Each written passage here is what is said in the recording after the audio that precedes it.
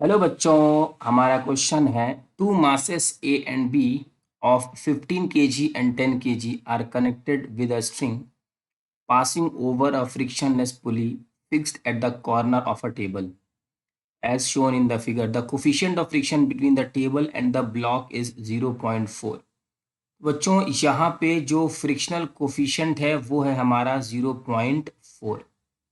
The minimum mass of C that may be placed on A to prevent it from moving is। देखिए बच्चों, situation क्या है कि ये ब्लॉक नीचे की तरफ एक फोर्स लगाएगा, उस फोर्स की वैल्यू होगी mBg, और ऊपर लगेगा एक टेंशन फोर्स, यहाँ भी लगेगा एक टेंशन फोर्स।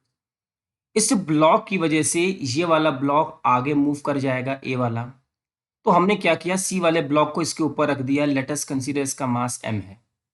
तो हमसे पूछा गया है ये मास कितना होना चाहिए कि ये ब्लॉक मूव ना करे।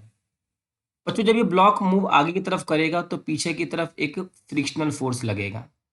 यहाँ पे फोर्स लगेगा एक ma plus m into G, और ऊपर की तरफ लगेगा एक नॉर्मल फोर्स n। तो अगर हम बात करें for block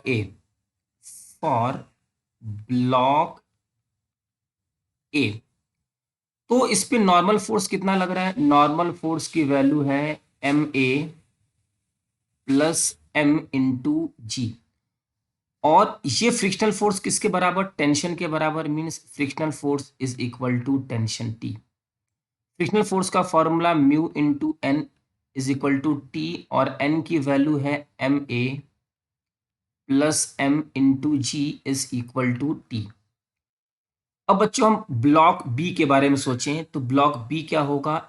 tension is equal to M B into G. इन दोनों इक्वेशन को इक्वेट कर दिया जाए तो ये हो जाएगा M B G is equal to mu M A M into G. ये यहाँ से कैंसिल आउट। एम बी की वैल्यू दी हुई है 10, म्यू की वैल्यू दी हुई है 0.4, एम ए की वैल्यू है 15 प्लस एम। तो बच्चों ये आ जाएगा 100/4। इसको हम नीचे ले आए और ये ऊपर चला गया। ये हो जाएगा 15 प्लस एम, ये हो जाएगा 25। 25 minus 15 is equal to M, और m इज इक्वल टू आ जाएगा 10 kg। तो हमारे इस क्वेश्चन का आंसर होगा बच्चों 1। आई होप कि आपको ये क्वेश्चन अच्छे से समझ में आ गया होगा। Thank you.